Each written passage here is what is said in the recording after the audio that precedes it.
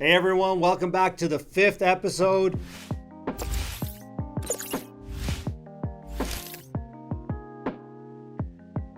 Welcome back, Rob. It's been a long time since I've seen you. Yeah, man, it's been a hot minute. It's good to see you again. Yeah. And we got Dave Knight from the First Responders Wealth Network joining us today. There we go. You made it. I made it. Hey, listen, I'm blonde, okay?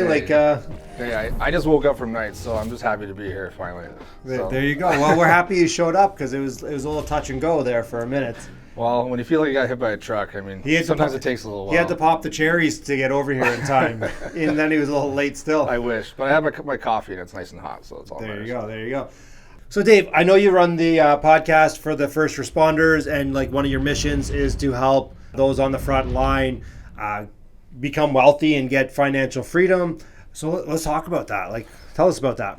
Yeah, so I mean, it's crazy. It's been like 3 or 4 years now, actually, since I started it.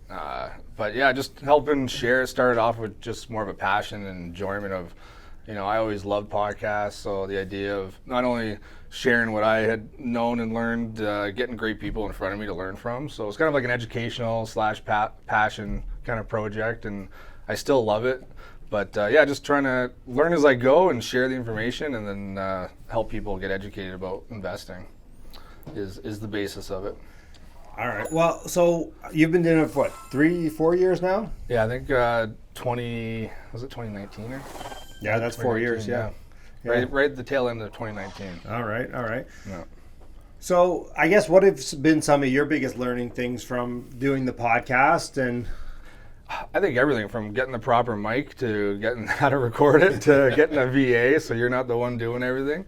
It's a huge consumption of time if you're doing everything yourself. So I know you got a great crew here, but so I got like a VA who does all my editing and does like my teasers and that sort of thing. So that takes all that time off, and she posts everything. So I literally just coordinate, connecting with whoever I'm going to interview to what we're going to talk about, and then just kind of get more of the creative side. So I just jump on, I roll with Zoom, and I record it, and I send it over, and they do it all. And I just, I don't advertise, I don't pay for ads or anything. It's just one of those word of mouth, and just slowly grow to hopefully my niche and my community sees it as time goes. So it's been going well. So what's your average view on or listen, I guess, because it's a download, right? Yeah, it's not crazy. Like, I mean, we probably get anywhere from like a few thousand to 5,000 a month. So I mean, we're not talking.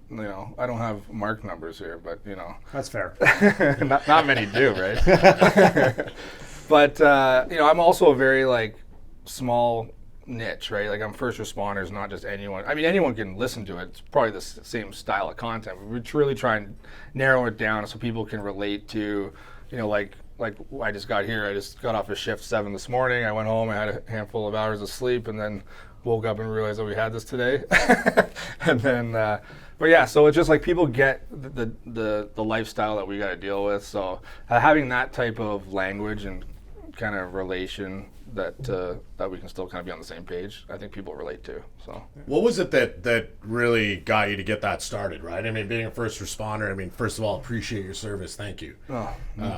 But like when it comes to the people that you're attracting, the first responders that you're attracting, was it conversations that you were having at work, or what was it that really drove that? I think at the beginning, it was just, it seemed like the conversation just didn't exist, right? So it was hard to connect with people at work and there's always a handful of people, but for the majority speaking, it's hard to have that discussion whether it's that like abundance mindset, or whether it be the idea of even just talking about your finances, building wealth, like what it means to a mortgage and refinance or BRRRR, or be a passive investor, an active investor. It's like, well, what does that even mean? Like, what's a good return? How to analyze things. Like all that education piece just it's not really common. And sometimes it's almost taboo. Like people don't even want to talk about it. Yeah. So I found it actually brought people kind of out of the woodwork a bit and connected with me, people all across Canada and the US, to actually have that discussion and realize that there's a lot of people that are interested. So it's a learning curve it's a learning process as you go, but yeah, just having that conversation to get the conversation started. So a lot of that came from also just you sharing your story. For sure. Right, with them of what you were doing, whether it was real estate and now. You know, we're going to talk about this a little later in the show as you kind of grew your portfolio and the things that you're doing now. But a lot of it just started from the conversation piece and just people started getting, interested in it. Yeah, and I think I came from it approaching it not as like I'm some guru of the podcast. It was just more like, I've done a few things and I want to share what I've done, and let's get some great people on and I'll learn with you guys and we can just share this information together and then let's hop on and kind of grow together. Yeah. So, but yeah, it's definitely grown since then for sure. So what are some of your biggest takeaways from the podcast? Like not obviously just the podcast, but like what have you learned from? I think the biggest thing I've taken away is the networking and the relationship building from the podcast itself. Like, you can talk about numbers and, people have funds and like people are growing like crazy and really monetizing their podcast, but it's just me being able to pick up the phone and call someone in Texas now, or like someone across the states, or even you guys. So there's just the whole network of investors and people who I never had before. So I think that's the biggest takeaway. And then just learning from their experience, right? Like having the conversation like this in different areas that, like I just interviewed some guy who does farmland and like I've never even touched or thought about that. So it was like a real interesting conversation that you take away and you just get, piece by piece, and it really helps, your well-rounded understanding with things. Yeah. So yeah, I'd say that's probably the biggest takeaway. It's just learning from like so many people and networking. Yeah. How often do you produce? Well, I produce every day, man.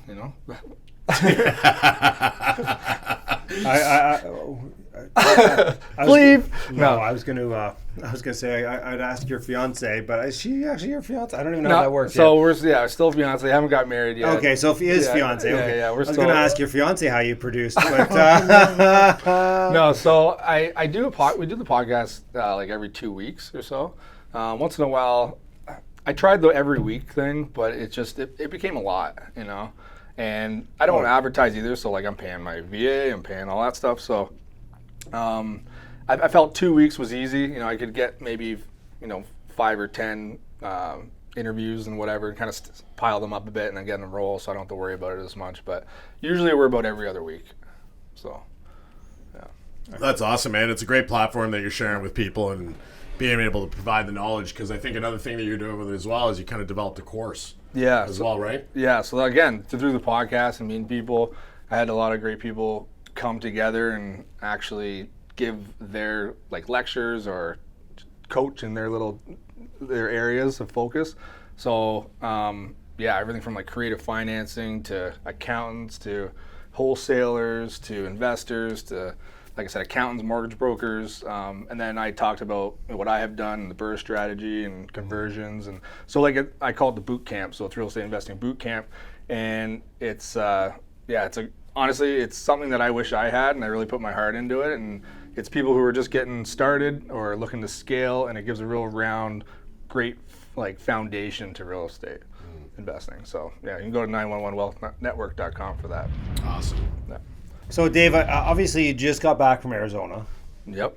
You didn't watch the Super Bowl while you were there. No, I watched the Super Bowl. Well, you watched it, but you didn't go to it. It's like you were that close. You could have. I could have. Yeah.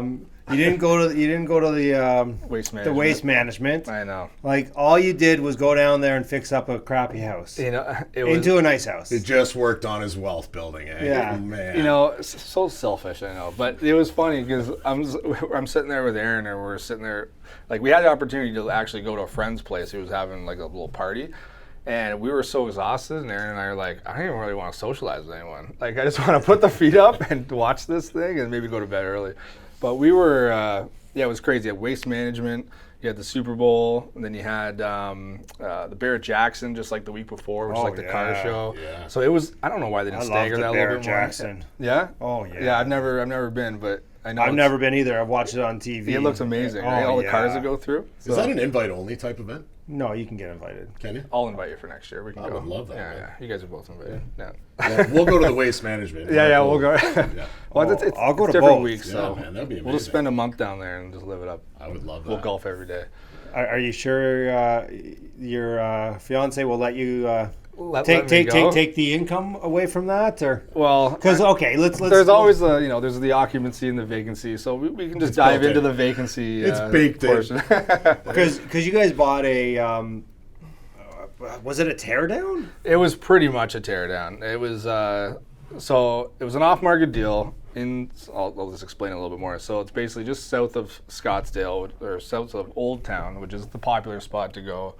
A lot of restaurants, bars, and all that stuff there. So it's just probably about a 4 or 5 minute Uber ride south of there, so super close. It was a 3-bed, 1-bath, but it was in rough shape. Like, it was really, really bad. So I bought it with drawings already completed and things lined up. So the investor that had it had about 4 or 5 of them, and he was liquidating and then doing a bigger project, and he couldn't do everything apparently. So we took it over, the drawings were completed, and then it was a complete knockdown, and then new roof, everything. We had about 3 walls that we just kind of left up to keep it that non-new construction. Yep. And but other than that, so now it's a 4-bed, 2-bath. Okay. With a pool and a hot tub, the whole deal. So those 3 walls, was that part of the permitting process that allowed you to do it? Yeah, okay. Yeah, so you were able to navigate around that. Exactly. So again, I don't know the fine details of it, but basically if we took everything down to the ground, then it would have been new construction, different loan, different insurance, different permit. So I guess because we left those walls up, we kind of avoided some wait time in the permit process. So all right, let's talk numbers. I like numbers. Oh, I should have brought my spreadsheet. I knew this is like an Andrew Hines. Hey, can I get your spreadsheet? What did you buy it for? So we bought it for $550. When did you buy it? When did we buy it? Would have been last year, like February. Okay, so it would have been the peak of everything that was going on. Yeah. So $550. Yeah. So tore it down, rebuilt. Yeah. What did that cost you? We're about $400 in. So you're $950. $950 in. Yeah. Okay. What's it worth now? Well, before I started, it would have been worth about 1.1. Now we're hovering around the 1 million mark. Okay. Yeah. So we're still below. Solid. Yeah. But at the end of the day, I mean, this wasn't the highest and best use of this property, for sure. It was something that I wanted to get my feet wet. I used a lot of my own money, my own capital to buy it out, unless we bought it with cash. And then we wanted to make sure that this process went smoothly, get all the pieces. Yeah, the pieces all together to make sure, so that we could repeat the process and bring in some partners later on. So now we're at the stage where we're just completed. We're just going through this refinance. So I was just on the phone on the way here, and I know we could talk about that, but basically almost done the process of the refi, so we'll be fully completed probably in the next few weeks. So maybe what we'll do a little bit is just kind of rewind of how you were even able to purchase down there. Sure. How did that work out? So I connected with someone, like a wholesaler, who was able to get an off-market deal. So I kind of knew the guy, and then I actually just purchased it with cash. So I connected with a lot of lenders and was figuring it out, but just because of the time crunch on this specific property, I knew it was so close to Old Town that I really wanted it. So, and I was somewhat familiar with the area. So we ended up purchasing it for cash and then getting a construction loan on the remainder of the build. Excuse me. So I know the one lender I deal with specifically, they can do, depending, now there's a lot of foreign or national, so foreign national would be anyone outside of the U.S. without a FICO score, national resident, and then national resident, you can get some better terms and loans. But they can pretty much do up from 70 to 90% of purchase and then 100% of construction. Oh, nice. And then, so this one, because we purchased on cash, I wanted to keep I wanted to keep low leverage. So we ended up just doing the construction loan. And so that's where we are now. We went a little bit more than what we wanted to, because I didn't leave as much contingency, but I had some reserves anyway. So we worked out fine as far as the budget goes. And then right now we're just trying to do the full refi. So it's looking, depending if I can get my FICO score up, I've been working on that for several months now. If I can get that, then I'll get 70% loan to value on the refi. But if not, then it might be looking more like 65. Okay, gotcha. Yeah. So you are a dual resident, is that correct? Or citizen? Yeah, I'm a dual citizen. Dual citizen. Yes, Okay, so that helped you with that process of kind of going through that as well. It did, but it didn't. So you can be a dual citizen, but if you don't have a FICO score, you're not living there, then you're treated just as a foreign national, so like an international investor. So because I'm just getting up to speed of my taxes, and hey, I'm born and raised here, in Ontario, right? So never lived in the U.S., never worked in the U.S., so I was pretty much starting from ground zero. So that was a learning curve too, because I was like, oh, I'm a dual citizen, maybe I can get some great financing here. But they treated me very favorable financing right? at that. Yeah. Right? And hey, don't get me wrong, they still got some great opportunities for even international investors compared to here. It's Well, here you can't even. Well, you can buy stuff as an international investor. They're just going to ding you large, right? Yeah, and it's even more difficult now with the new rules. But so again, learning curve, learning experience. Yeah. But so that's kind of where we're at. All right, so you're in it for $950. You're going to get a mortgage of $750-ish. Yeah, it's looking like it'll appraise for about $1 million. So 700. Yeah, about 700. Yeah. Okay. So anyway, go on. Yeah, so you're going to leave some money in, but what's so obviously you're Airbnb-ing this. Yes. Yeah. Or you're going to short-term rental it. We shouldn't call it Airbnb because that's just a brand. Yeah. Short-term and mid-term, I think. Short and mid-term. Yeah. Okay. So what are the projections that you're going to gross on something like this? So if you look at kind of the numbers of our product there surrounding with everyone, I think the first year we'll probably do about 100 gross. I know there's one around the corner that's done up a little bit more than ours, that they broke 200 last year, which is crazy. And ours isn't to that level, so I don't expect to be that. But I mean, I do expect us to climb maybe another 10 grand maybe by the next year. Yeah, 10 or 20. So okay. So about from 1 to 120 is kind of where we're looking. And so, are you guys managing it yourself? Do you have management on it? What do I have a friend down there who's managing the property. He's got about 10 or 15 houses that he does, so we get a good deal with him. So he's managing, he's co-hosting, so it's essentially still under ours, but he's got the team down there. He's doing a lot of the communication and that sort of thing. So. And we're working out the kinks. Like we just had our first, literally as we left, like the next day we had someone come in and rent it out for the weekend. Yeah. So it's nice to see those requests come in. Yeah. Because you're always, you never really know, right? Yeah. Especially with short-term Airbnb. It's not like getting a tenant, they're there for 12 months. Yeah. I mean, it is short-term though. Or it is high season. It is, yeah. So this is like peak, yeah. So if you can't make it now, there's an issue. Yeah, for sure. What's your occupancy look like that on something like that for the year? So for the numbers, AirDNA, including talking to other guys down there, we do our numbers at 65% occupancy. So basically having it full right now and then vacant in July and August. Well, not vacant, but this is where like the midterm comes in. So I'm learning the tactics of this, but reaching out to certain companies that actually are like assist traveling nurses and doctors and that sort of thing, and insurance companies. So I'm just starting to kind of figure that part out too, because I mean I prefer guaranteed income than as long as you can break even during those months, and especially starting kind of on the tail end of the peak season. So February obviously was good, but actually now is the peak season because it's spring training down there. Oh yeah, and so apparently it's a real good time right now. So someone actually reached out to us and wanted to rent it out for 35 days.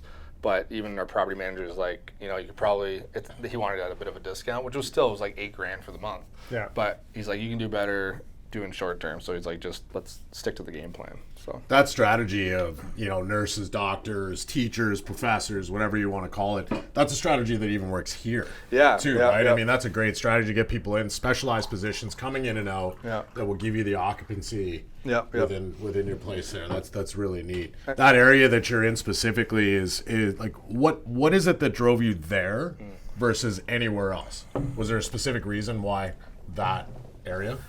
I just knew a couple guys that were heavy hitters down there and they're buying in that area. So I said, hey, if they're buying in that area, it's got to be a good spot. So you followed the money, right? Oh, absolutely, yeah. I love it. And so there's a couple people that I follow and connected with down there. And so there's definitely pockets and area codes that they focus, and this was one of the area codes. And it's not, I mean, if you go north of Scottsdale, that's where the money really is. South of Scottsdale is still kind of growing. There's definitely some nice pockets, don't get me wrong, but you could still a little bit more affordable. So, and it's definitely heavy short term as well. Like on our street, we got like 2 across the street and then 2 around the corner and then like 3, down the street again. So it's definitely more populated zone for that. Do you need licensing for that? Yes. So this is a whole new, everything's a learning curve, right? Yeah. But especially when it's your first one. So my property manager is awesome. He actually grew up in Scottsdale, married someone, a Canadian, so they're coming down and they're kind of half and half down there now. So he really knows the area. He's got great contacts there, even in the city and stuff. So he keeps me updated. And to answer your question, yes. So you got to get a state license, and then you got to get a permit from the city itself. So I just got that before we left, and but yeah, it's got to be licensed. There are strict rules there. Do they come and inspect? And they don't come and inspect, but they do. You do have to have a license, and there are rules that you got to technically go around to your neighbors, let them know you're only allowed technically, was it six adults and 4 kids or something like that? But I mean, no one really follows that. But there's until you have to. Until you have to. Yeah, until yeah, you yeah. have a pool party, Dave. Yeah. Well, no, just throw the water wings on the youngest ones. Right? Fair. We can throw some water wings on. I will They can wear pass. water wings. 100% I'll wear water wings. We could, but anyway, it's just a common thing. So there's rules that you definitely got to follow, which we do. Yeah. And again, it's just things you got to follow. But it's good to have those in place now, so you play within those parameters versus, Hamilton, as we all know, where now tides have changed and that short term isn't working, so now you got to pivot. So at least I like knowing that I know the rules and the lines that I got to play within down there. So, and a lot's changing. I mean, we have to talk about that too, but there's a lot changing in the short term rental world with Airbnb rules and regulations. So, well, let's talk about that. yeah, well, I mean, it's just that. It's just I mean, I could talk firsthand about Hamilton, obviously. That's changing. I think it's June. They're changing their position on that. So, I got a couple 3 units that with Airbnbs, and the one's just wrapping up. So rather than going short term, I'm going to be doing just long term and maybe mid term. Long term furnished? That or just strictly just going long term, just keeping the income. I know where it's going to be, and it is what it is, and just ride it out for long term, Hopefully rates come down a little bit, but we'll see how that goes. I wish we had a crystal ball. Right? Yeah. Yeah. I mean, I kind of do. Yeah, I mean. Well, you just. I can guess. For the short term. I have a crystal guess. Yeah, crystal guess. I just watch your podcast. That's how I stay updated. So. There you go. Yeah. Well, everyone should watch my YouTube channel and listen to the podcast. That's right. I mean, just on that note, rates will come down. Mm-hmm. Just When? not soon. I don't think in the near term. It's cyclical. I mean, yeah. It's like anything, right? I mean, we're going to hopefully see some stabilization here in the March announcement. I did, even a month ago, I think when we started this show, Mark, I was looking at it going, okay, we might not see that increase in March. I think we're going. I fully expect it to to come. We come. are not with the inflation data that Exactly. came out today. Oh, I didn't 5.9, hear that. right? Yeah. You were sleeping. That was See what fine. happens when you're Yeah. sleeping? Jesus. These And it graveyard was shifts. today that gave me that feeling, right? It was seeing that data, and I was So I was 90% on the train that they were going to increase, but this will come out after, so we'll see who's right. But it came in at 5.9 instead of 6.1 inflation. Oh, So okay. inflation So it fell is going further and faster than expected, right? What about unemployment? Did they touch on that? So unemployment. So, that came out last week, right? First Friday of the month, and we did 150,000 new jobs. But that's all been taken up by the new immigration that's coming in, right? So the unemployment rate didn't change, even though we added 150,000 jobs, because those people entered the labor force, right? So people are entering the labor force, and so what that should do is not cause wage inflation, right? Because there are new people coming into the labor force. It's not like I'm going over to Rob and saying, hey, you're doing a good job over there. I'll pay you an extra 20 grand to come over here because I can't find anybody else, right? Yeah. So, that's what the economists are saying, is that we're not going to see that wage inflation that would cause this to spiral out of control. Right. So with that, I think we're not going to see the quarter point in March right now. Well, that's You good. don't think we're going to see it? I don't think we're going to see it. Interesting. What we want to bet? No, I don't want to bet. I've already lost enough bets. Speaking of bets, I mean, I still have dinner, golf. Yeah. We made a bet with Hussein. Like, you and I have to win that bet. You do know that, right? I know I that. came to find out that it's like $2,000 a round to play Tobacco Run or something like I know that. that. They just threw a name out there and didn't tell you No, the no, price. no. Wow. Hussein. Well, I knows was these. apparently I was the dummy, right? Because I didn't even know where this place was, and then I come to find out after was the It's down- show. like a $4,000 trip. Oh, yeah. Yeah. So no more bets Per for this person. guy. Oh boy, well, Not for now. You know, I'm a conservative guy, so no betting for me, especially after this hearing. Yeah. But Yeah, actually, sorry, what's Hussein? Yeah, Hussein. he was down there, down in Scottsdale while we were down there. I He think was, yeah. He connected with Aaron. But anyway, he had a good run. I think he went to the He went to the Super Bowl. golf and the Super Bowl. I would quite the imagine. trip. Yeah. Nice. Yeah, it was good. That'd be his style. Yeah, I was a little jealous sitting Yeah. on my couch learning that. Listen, you in Scottsdale. you wouldn't have wanted to socialize anyways. No, You- that seems horrible. I don't. You know me. I don't like to socialize. No, not at all. Speaking of which, you guys all kind of come out and see Dave at our investor meetups. Yeah, that's right. He is a regular there. So Got to support. That's Next it. one's on February the 27th, right? this will be way past. Oh then, yeah, shit. so. Okay, scratch, cut that. Either way, keep your eye on the calendar. There's Yeah, always- third or fourth Monday of the month in Hamilton, 50, 60 people. It's usually a really good crowd. Like there's a lot of killers there that are doing big things. A lot of people new, a lot of young guys. Yeah. I had a 16-year-old reach out to me the other day and said, I want to go. That's amazing. And I'm like, bud, like I will drive you there and back. The first step of that is getting into a room that you don't even think you belong in.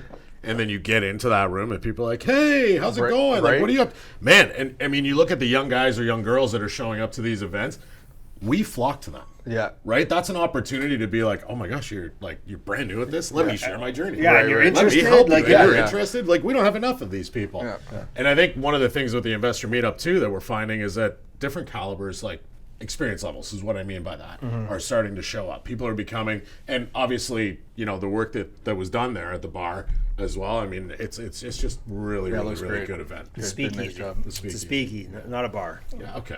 So That's another bet. It's like the swear that's why I jar in don't here. bet it. Yeah. Do you like my mug? It's very pretty. Yeah, it's a Merry It is Christmas nice. mug. I like this mug. It's very I'm pretty. still not telling anybody. You're still what's hanging in on it, to the though. season here. I'm not telling anybody what's in it. So you started talking about Hamilton a little bit there. Yep. I mean, that's how we met. Was basically, you're doing flips and burrs in Hamilton. Yep. And you've been doing that for quite a while. Yeah, I was focusing on the conversion flips for a good 2 or 3 years. Yeah, and then obviously things changed, so now pivoting. But yeah, so I had a good run there, obviously, with everything that was going on. When Yeah, you say you're- 2 to 3 years, when was that? Like, how long ago was that, Dave? Well, you started? 2019, I had like 2 on one street, and then so 1, 2, 3, 4, 5. I did like 5. Okay, Yeah. gotcha. So a few years, like over 4 years. And you were Yeah, that's converting what I was single family into. So yeah, I was taking large single family, turning them into 3 or 4 units, and then flipping them. Which in hindsight, you know, you always wish you kind of hold on to them a little bit. But the numbers were so good at the time, and to be honest, I thought what was happening then or now was actually going to probably happen then. You know, you talk to so many people with so many years on, everyone's throwing their hands up, looking at each other at the end of the driveway, being like, "What's going on?" You know, many years ago. So. Anyway, long story short, yeah, flipped those and then did a couple single family in Hamilton, and then a couple of the 3 units that I ended up keeping rather than flipping. So just refinance and hold on to them. So, Nice. Yeah. And so some of those you rent out long term right now. Some of them you are. Yeah, the one short term. it's mix. So I'll have like a mix in there. As of right now, the one it has 2 Airbnb and then 1 long term, and then so we're going to flip over to try some more midterm, kind of focus on that route. So I know Sarah Larby, she's got a program there that's focusing on midterm. So Yeah. doing Allison, I think is. Yeah. Yeah, so, you know, we'll see. Like I said, there's a lot of midterm. It's really big in the States. I was talking to a couple people down there. But we don't have, I mean, we do a little bit. But we don't have, like, the population. We don't have the traveling nurses and, like, that whole infrastructure as much here. But, so it's interesting learning that side of things. But, But yeah, so I think the midterm we'll be focusing on 2 of the 3 units there, and then the other one I think I'm just going to do long term. So because the rents have come up so much. Yeah. Right? So okay, so obviously markets changed. You're still not doing that strategy in Hamilton then, or no. Since I got my feet wet in the U.S., I really enjoy I like what I see down there. I think I've kind of not run my path, but just gone through my stage of what I've done and what I've learned, and I think now I'm ready to do something else. I like what you're doing out west, but so just larger scale stuff and just the U.S. Like your point of entry is lower, lending's easier, more transactions are happening. I really like new development, so I think that's part of the pivot that I want to do too, is kind of leverage my network and the podcast and everything, and get some first responders and get my community into like larger projects like that. So that's a natural transition over time for an investor, right? Yeah, I would Yeah, say you're so, realizing. Yeah. That's good. And you just, thinking of scaling, right? In time and return, and you do the same amount of, energy in a 3 unit as I probably could in something much larger, right? So, so that's kind of where I'm at right now. So in terms of the Arizona investments, are you doing the majority of that with moving forward? Are you looking to do that with partners? Yep. Are you looking to do a mix of like some on your own with Aaron and then the rest with partners? Kind of how does that look? We're kind of up in the air actually with the one we just finished. We're actually thinking about the idea of even bringing some partners onto that one as well, and moving forward, just kind of building our portfolio down there, taking 1 to 2 partners per property depending on the size and the scale. But definitely looking to joint venture more in the U.S. And then also here, looking to kind of pivot some of my properties. So even bringing in equity partners to kind of liquidate myself a little bit and just kind of sell off that equity. And then so I can be a little more liquid for stuff in the U.S. that Aaron and I specifically only want to hold. And giving the opportunity for investors to, like my assumption there would be giving them the opportunity to come into a turnkey investment as well and get their feet wet. Completely, yeah. And what I actually really do enjoy, like showing and teaching and helping and mentoring a little bit. So my position would be bringing on partners. They would be completely passive. So I would be the active, find the deal, manage, etc. But also, if they're interested, I would really enjoy teaching them the process too. So that it'd be kind of a 2-in-1 for the passive investor if they want to continue down that road. But some people don't. Some people just like, hey, I like what you're doing. I just want to come down a week or 2 and get a return, and I'm good to go. Yeah, so, I remember a project that I did with a JV, and it utilized the same, right? It was here in Ontario. It utilized the same type of strategy where it's like, use it as a learning opportunity as well.